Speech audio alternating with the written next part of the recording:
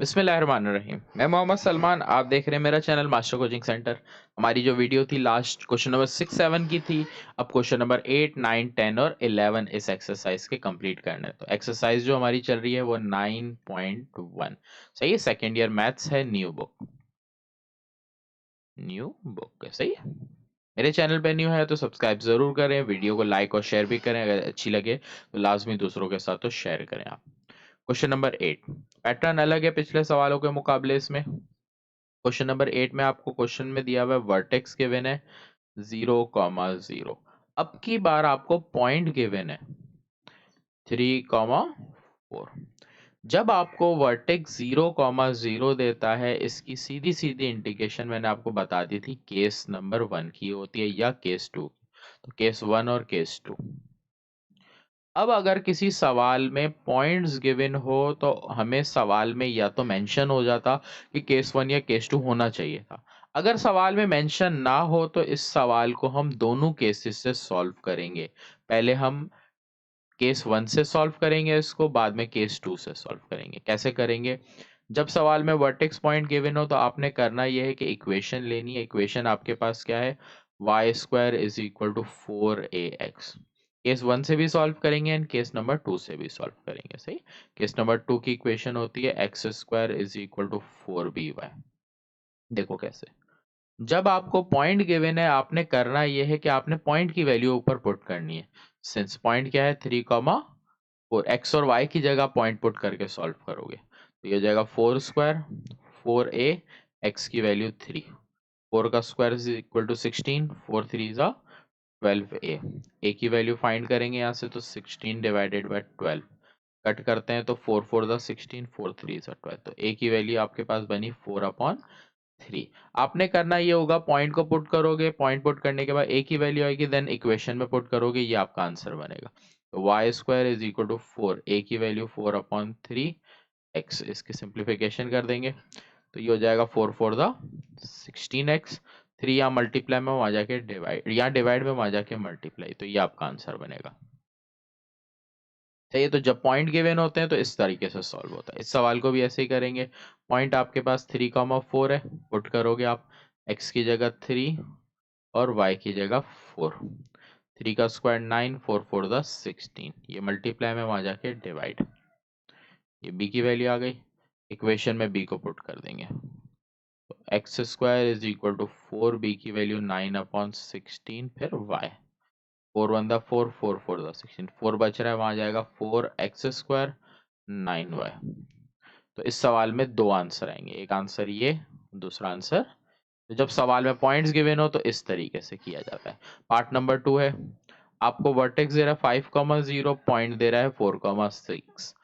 5,0 जो वर्टेक्स दे रहा है, इसका मतलब केस 1 या केस 2 तो है नहीं, ना केस 1 है ना केस 2 है। इसका मतलब आपने केस 3 से भी सॉल्व करना है इसको और केस 4 से भी सॉल्व करना है, सही है। तो वर्टेक्स 5,0 और पॉइंट 4,6। पहले सॉल्व करेंगे केस नंबर 3 से। केस नंबर 3 से अगर सॉल्व करेंगे तो आपके पास केस नंबर 3 की जो इक्वेशन होती है वो होती है y माइनस के का square is equal to 4a x minus h, सही है। आपने वर्टेक्स की वैल्यू से निकाली, h कॉमा के होता है वर्टेक्स, तो आपके पास h की वैल्यू आ जाती है 5, k की वैल्यू आ जाती है 0। आपके पास h आया और k आया। पहले आपने h और k पुट कर देना अपने ऊपर, तो ये हो जाएगा y माइनस 0 का square 4a x minus h की वैल्यू, तो ये हो गया y² is equal to 4a x minus 5। अब आपने पॉइंट पुट करना है और ऊपर भी पॉइंट पुट कर सकते थे। पॉइंट आपके पास क्या है 4,6, तो y की जगह 6 आ जाएगा और x की जगह 4, x की जगह 4।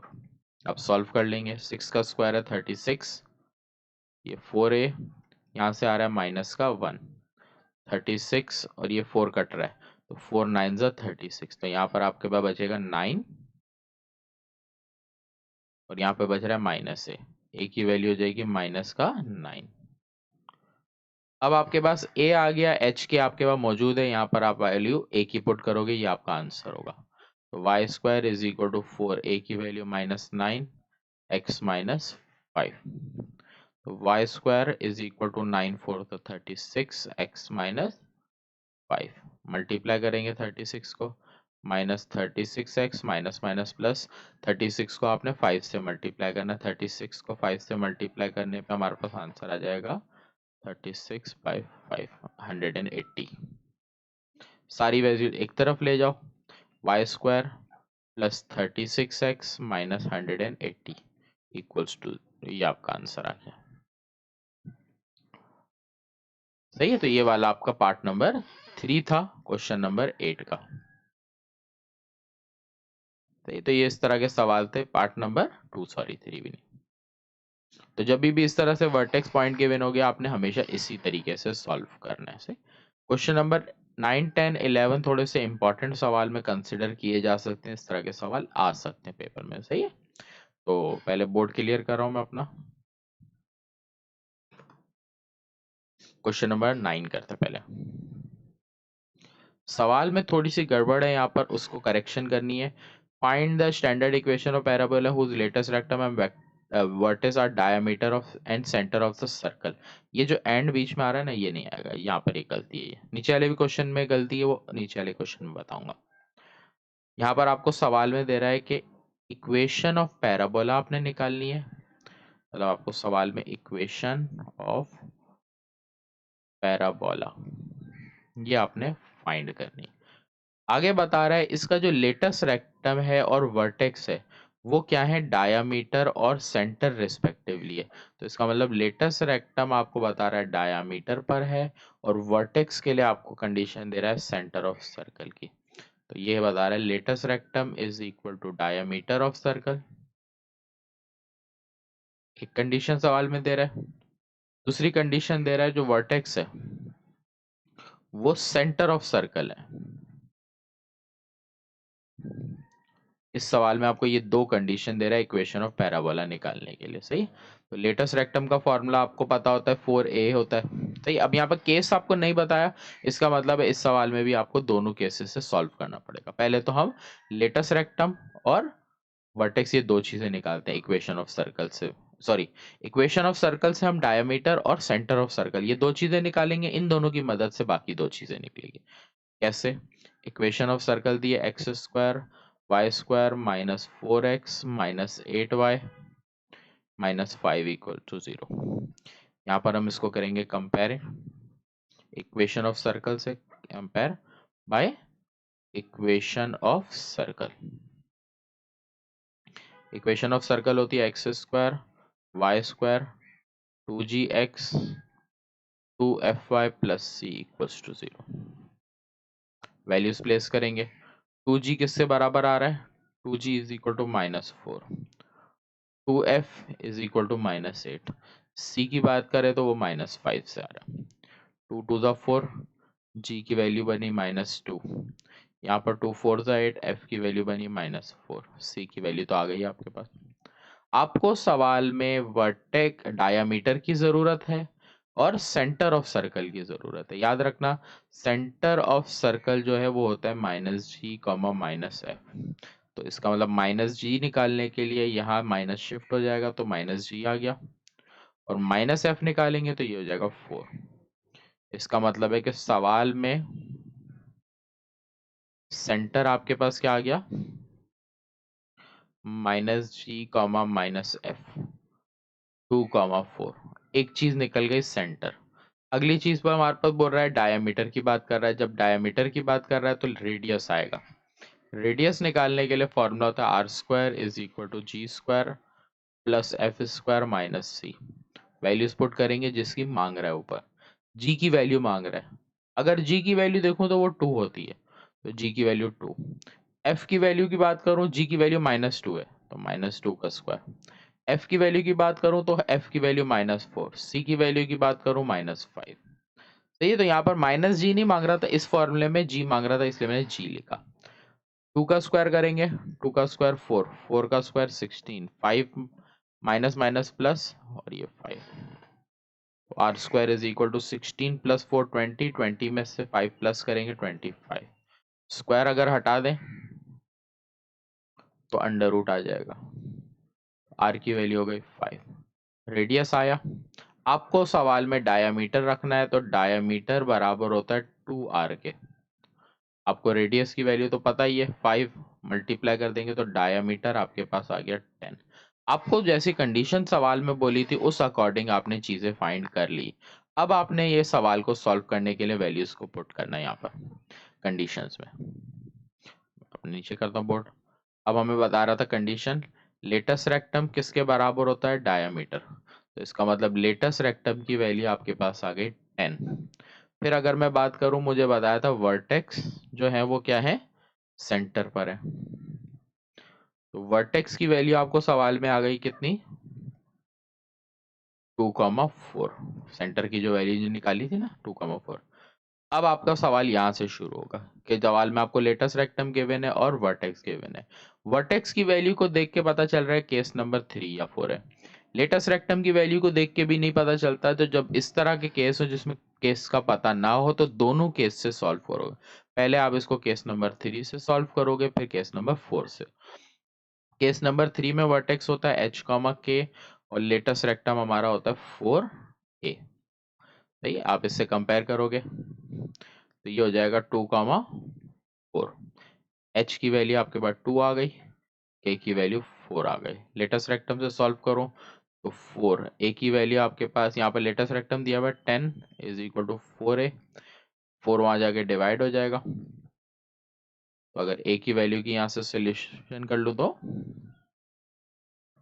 इसको मैं नीचे कर लेता हूँ अब यहाँ से। तो a की वैल्यू हो गई मेरी 5/2।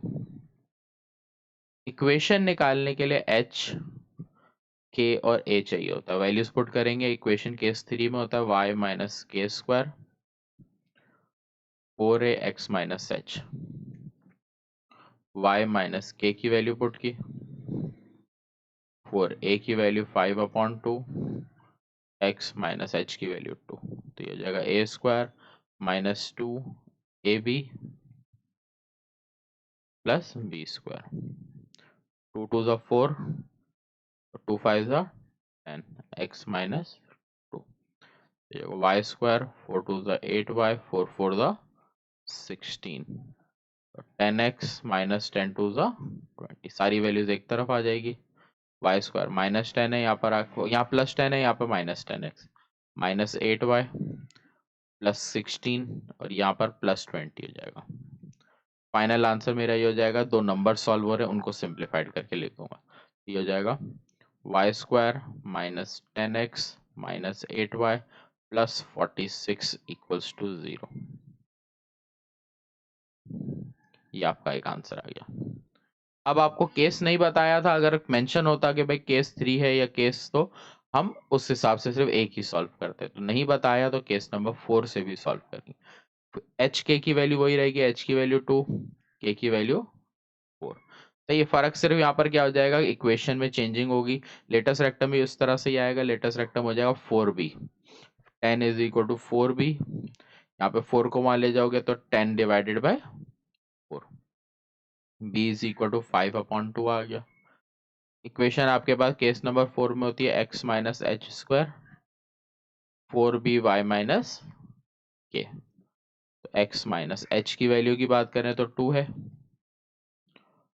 4b की वैल्यू है 5/2, y माइनस के की वैल्यू 4। तो ये हो जाएगा x square minus 2ab plus b square. यहाँ पर कट गया तो ये बचा 2 5 10, y माइनस 4। ये हो जाएगा एक्स स्क्वायर माइनस 2 2 ज़ा 4x, 2 का स्क्वायर 4, 10 मल्टीप्लाई करेंगे 10y माइनस 4 10 ज़ा 40। सारी वैल्यूज एक तरफ लेके आएंगे, माइनस 4x, ये प्लस 10 है, यहाँ पर आके माइनस 10y प्लस 4, यहाँ पर आके प्लस 40। फाइनल आंसर हो गया x square minus 4x minus 10y plus 44 equals to 0। तो आपके इस सवाल में दो आंसर बने क्योंकि केस का मेंशन नहीं था। एक केस मेंशन होता तो एक ही सवाल में सॉल्व करते। सही, तो इसलिए इंपॉर्टेंट सवाल है ये वाला। क्वेश्चन नंबर 10 इसी से सिमिलर है थोड़ा सा। सवाल में बोल रहा है find the equation of circle. अब करेक्शन यहाँ पर है कि find the equation of circle, ये कट जाएगी, ये लाइन नहीं आएगी, ये रिपीट हो रही है नीचे लिखी हुई। तो सवाल आपका बन गया find the equation of circle whose diameter is the latus rectum of parabola and its centre is at focus. अब की बार हमारे को क्वेश्चन में कंडीशन दी है कि जो डायामीटर है, डायामीटर लेटेस्ट रेक्टम है, और कंडीशन दे रहा है centre is equal to focus है। जो सेंटर है वो क्या है, इक्वल टू फोकस है। और इस बार हमें इक्वेशन ऑफ सर्कल पूछ रहा है। पिछली बार इक्वेशन ऑफ पैराबोला पूछ रहा था, इस बार इक्वेशन ऑफ सर्कल पूछी जा रही है, और दे रहा इक्वेशन ऑफ पैराबोला है।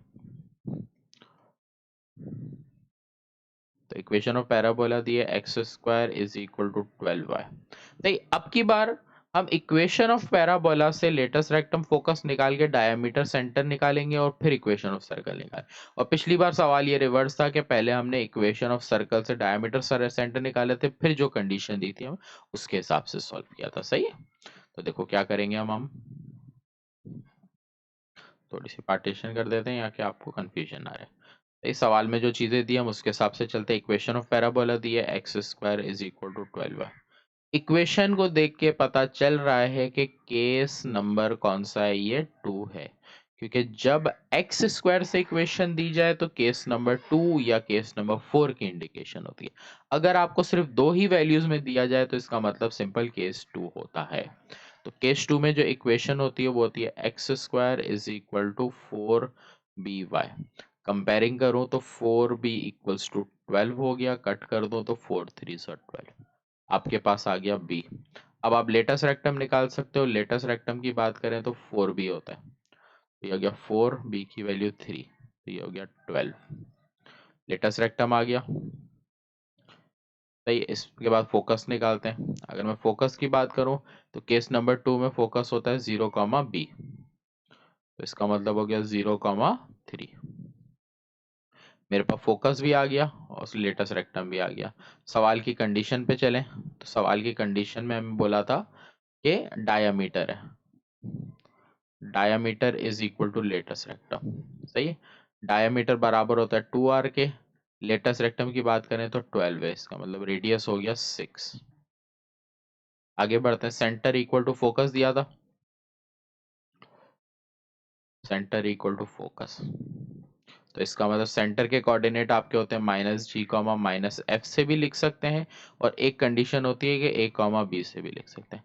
हम यहाँ पर gf वाला फॉर्मूला इस्तेमाल करे बगैर ab का इस्तेमाल करेंगे, आसान हो जाएगा। इस वजह से हम क्या करेंगे, ab इस्तेमाल किया, फोकस की वैल्यू 0, 3, ये हो जाएगा a इज इक्वल टू 0 हो जाएगा और b इज इक्वल टू 3 बनेगा।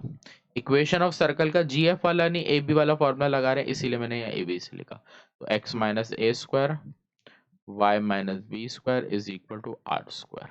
सही, हमें सेंटर पता है, x माइनस 0 का स्क्वायर हो जाएगा, y माइनस 3 का स्क्वायर हो जाएगा, और r की वैल्यू 6 स्क्वायर है। तो ये तो x स्क्वायर बचेगा, 0 लिखते नहीं है। यहाँ फॉर्मूला खोलेंगे तो a स्क्वायर माइनस 2ab हो जाएगा 6y, 3 का स्क्वायर 9, r की जो वैल्यू है वो 6 है, 6 6 36। सारी वैल्यूज एक तरफ लिखेंगे और ये हमारा आंसर होगा 6y प्लस 9 माइनस 36। 36 और 9 सॉल्व हो रहा है तो कर देते हैं इसको। तो जब इसको सॉल्व करेंगे तो ये आएगा माइनस का 27, ये आपका आंसर है। सही, तो ये हमारा क्वेश्चन नंबर 10 था, जिसका आंसर यहाँ तक आके खत्म होता है। सही है। लास्ट पार्ट पे आते हैं, question number 11। For what point, अभी हमें बोल रहा है पॉइंट पूछ रहा है parabola the abscissa is equal to 3 time of its ordinate, ये सवाल दे रहा है। क्वेश्चन नंबर 11 थोड़ा इजी है, ज्यादा नहीं है, इसमें कंडीशन दे रहा है। आपको दे रहा क्या है, इक्वेशन ऑफ पैराबोला दे रहा है y square is equal to question number 11 10x। सही, एक तो आपको सवाल में इक्वेशन ऑफ पैराबोला दे रहा है y square is equal to 10x, आगे कंडीशन दे रहा है कि इसका जो एब्सिसा है, abscissa is equal to 3 time. Abscissa x point को बोलते हैं और ऑर्डिनेट y पॉइंट को बोला जाता है। सही है, दूसरे वर्डिंग में, मतलब मुश्किल वर्डिंग में बात कर सकते हैं। तो जैसी कंडीशन दे रहा है ना, आप वैसे यहाँ पर वर्डिंग लिखो। जो बात बोली कि abscissa is equal to 3 time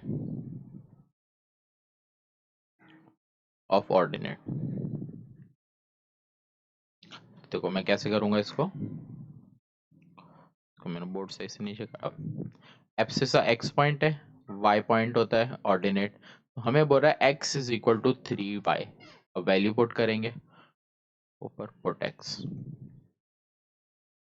तो ये हो जाएगा y square is equal to 10, x की वैल्यू 3y, तो ये हो गया y square is equal to 30 y, plus 30 है, यहाँ पर आके -30 हो जाएगा। आपने सोचा यहाँ पर मैंने y नहीं कट किया, तो जब वेरिएबल्स होते हैं नहीं कट किया जाता सामने कट होने पर भी, सही है, नंबर्स को कट किया जाता है। यहाँ से y कॉमन आ रहा है, y -30 इक्वल्स टू 0। अभी भी सोचोगे यहाँ पर y 0 से ख़त्म हो जाएगा, वेरिएबल ना कटते हैं ना यहाँ पे ख़त्म होने के करने, तो आपने y की एक वैल्यू आ गई 0 और एक y की वैल्यू -30 इज इक्वल टू 0, तो y की दो वैल्यूज आपने यहाँ से फाइंड की, क्योंकि आपको पॉइंट निकालना है ना सवाल में, तो x और y की वैल्यू निकालनी है, y की दो वैल्यूज आई। अब यहाँ पर आपने इक्वेशन 1 नाम दिया, put y is equal to 0, एक दफा पुट करेंगे, एक दफा y is equal to 30 put करेंगे, सही है। तो ये हो जाएगा x is equal to 3 into 0, x is equal to 0, फिर यहाँ पर x is equal to 3y, x is equal to 3y की value 30, x is equal to 30, 3 9 30, तो आपके पास पॉइंट यहाँ पर बन गया, x की वैल्यू 0, y की वैल्यू 0, एक पॉइंट, x की वैल्यू 90, y की वैल्यू 30। एक आंसर ये आपका बना, एक आंसर ये। तो जिस सवाल में पॉइंट्स पूछे हो तो इसमें ऐसे ही होता है, सही। तो यहाँ पर आके आपका क्वेश्चन हो जाता है कंप्लीट, और एक्सरसाइज भी पूरी कंप्लीट हो गई 9.1। इंशाल्लाह नेक्स्ट लेक्चर होगा 9.2 का, इंशाल्लाह नेक्स्ट लेक्चर में मिलते हैं। तब तक मेरे चैनल पर न्यू है तो सब्सक्राइब जरूर करें। अल्लाह हाफिज।